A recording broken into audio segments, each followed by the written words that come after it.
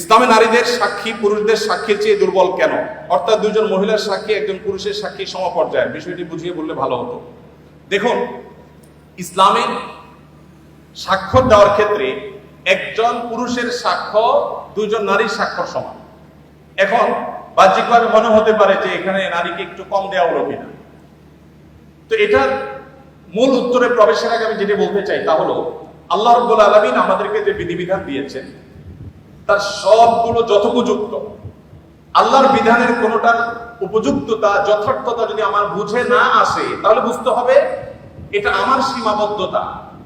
এটা আমার সীমাবদ্ধতা। আমি সৃষ্টি হয়ে স্রষ্টার সকল আদেশ নিষেধের তাত্ত্বিক তাৎপর্য এবং তার যৌক্তিক দিক এটা আমার উদ্ধার করতে পারাটা আবশ্যক নয়, বরং যুক্তির দামি হলো আমি সৃষ্টি হয়ে স্রষ্টার সব আদেশ নিষেধের যথার্থতা আমার বুঝে আসবে না, এ না আসাটাই বরং স্বাভাবিক। একজন সামান্য গাড়ি চালক, সামান্য একজন প্রহরী, একজন ছোট চাকরি করা মানুষ, তিনি প্রতিষ্ঠান মালিকের অনেক সিদ্ধান্তের যৌক্তিকতা বুঝতে পারেন না, না পারাটাই স্বাভাবিক। কারণ যে তিনি যদি সবকিছুর যৌক্তিকতা ধরে ফেলতেন তাহলে তিনি তার পর্যায়ে পৌঁছে যেতেন। আল্লামা ইকবাল বলেছেন, জু সমঝ মে আ গই ও ফির খুদা কে উপর হুয়া। যাকে আপনার বিবেক বুদ্ধি দিয়ে সবকিছু রপ্ত করতে ফেলেছেন তিনি আবার আল্লাহ হয় কিভাবে? আল্লাহ তো সে মহান সত্তা যে আপনার বিবেক দিয়ে বুদ্ধি দিয়ে তার সবকিছুকে আপনি রপ্ত করতে পারবেন না। এখানে তো তার বিশালত্ব, এখানে তো তার মহত্ব। ছোট একটা উপমা দেই। এখন বিদ্যুৎ আছে আমরা জানি, আমাদের ঢাকা শহরে যে তারগুলো ঝুলে আছে এক এক এলাকায়, আপনার যে রাস্তাঘাটে পিলারের রাস্তার ধারে পিলারে যে সমস্ত তারগুলো ঝুলে আছে, বিরাট জঞ্জাল, দেখতে খুব দৃষ্টিকটু লাগে। আমাদের অনেক কিছু হয়েছে কিন্তু তারগুলো দেখতে খারাপ দেখা যায়। এখন ধরা যাক আজ থেকে 100 বছর আগের একজন মানুষ পৃথিবীতে এখন ফিরে আসছে। যুক্তির খাতিরে শুধু আমরা ধরে নিই যে একজন মানুষ 100 বছর আগের ছিলেন, তিনি ফিরে এসেছেন। তিনি এই বৈদ্যুতিক যে টেকনোলজি এ সম্পর্কে কোনো ধারণা তার নাই।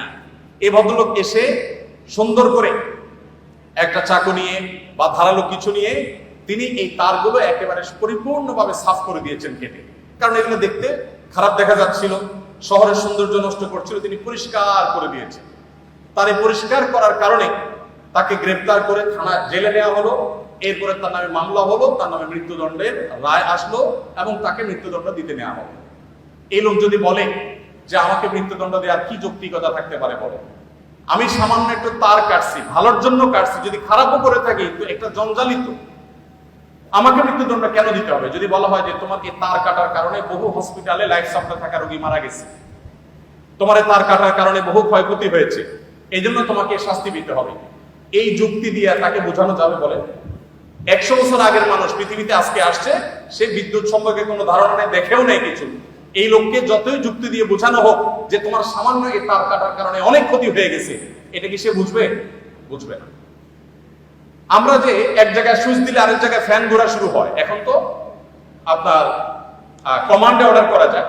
এই যে ওয়ালে সুইচ দিলে ফ্যান ঝোলে, ফ্যান ঘুরে, আবার সুইচ বন্ধ করলে ফ্যান থেমে যায়, এই টেকনোলজি যিনি জানেন না, এরকম 200 বছর আগে, 150 বছর আগে, 100 বছর আগের মানুষ যদি পৃথিবীতে আজকে এসে তাকে যদি বোঝানো হয় যে এটা ঠিক দিলে এটা ঘুরবে, সে বলবে ইয়ার কি মারো না, এটা কিভাবে সম্ভব?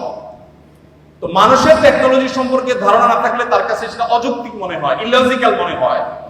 তো যিনি টেকনোলজির সৃষ্টিকর্তা, আল্লাহর টেকনোলজি সম্পর্কে আপনার যদি আইডিয়া না থাকে, আপনি প্রশ্ন করবেন ভাই এটা কিভাবে সম্ভব? আমরা একবার সুবহানাল্লাহ বললে এতগুলো গাছ হয়ে যায়, জান্নাতে এটা এটা হয়ে যায়, এগুলো শুনে আমাদের মনে প্রশ্ন জাগতে পারে কিভাবে সম্ভব? মুখ দিয়ে সুবহানাল্লাহ বলবো আর ওখানে গাছ হয়ে যাবে, কেমনে সম্ভব? এখন আপনারা ভয়েস কমান্ড সম্পর্কে জানেন। ভয়েস কমান্ড এমন ভাবে সেট করা সম্ভব যে এখান থেকে আপনি ভয়েস কমান্ড দিবেন, আরেক জায়গায় কাজ শুরু হয়ে যাবে। সম্ভব না? সম্ভব না। তো মানুষের টেকনোলজি যদি এই হয়, তাহলে আল্লাহর টেকনোলজি কি না হতে পারে? তো এই জন্য ভাইকে আমি প্রশ্ন উত্তর প্রথমে বলতে চাই, আমি হয়তো একটা যুক্তি আপনাকে দিতে পারবো। সবচেয়ে বড় যুক্তি হলো আল্লাহ রাব্বুল আলামিন নির্দেশ করেছেন মেয়েদের 2 জনের সাক্ষ্য পুরুষদের 1 জনের সাক্ষ্যের সমান। এর পেছনে যুক্তিকতা কি, তাৎপর্য কি, যথার্থতা কি, আমার বুঝে আসুক আর না আসুক, এটাই সত্য, এটাই বাস্তবতা, এর নামে ঈমান। আর যদি বলেন যে আমার বুঝে আসলে আমি মানবো, না বুঝে আসলে মানবো না, তাহলে তো আল্লাহর প্রতি ঈমান আনলেন না, আপনার বুঝের প্রতি ঈমান আনলেন। যাই হোক, এখানে সাক্ষ্যের একটা ব্যাপার হলো যে সাধারণত সাক্ষ্য দেওয়ার যে বিষয়গুলো ঘটে এগুলো পুরুষরাই সাধারণত দেখে, মেয়েদের দেখার পসিবিলিটি কম থাকে। তারা থাকেন পর্দায়, তারা থাকেন বাসা বাড়িতে, তারা থাকেন নিজস্ব আঙ্গিনা, নিজস্ব আলোয়।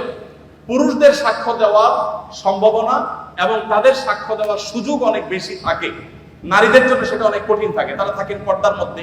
তাদের পর্দার মধ্যে থেকে সাক্ষ্য দেওয়ার জন্য সংশ্লিষ্ট বিষয়ে দেখা, প্রত্যক্ষ করা তুলনামূলকভাবে একটু কঠিন এবং সম্ভাবনা অনেক কম।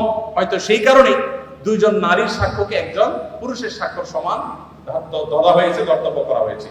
এর বাইরে বহু যৌক্তিকতা বিভিন্ন গবেষকরা বিশ্লেষকরা দিয়েছে। আমি মূল সূত্র সেটাই বললাম যে আল্লাহ তাআলা যেটা বলেছেন এর চেয়ে যৌক্তিক আর কিছু হতে পারে না।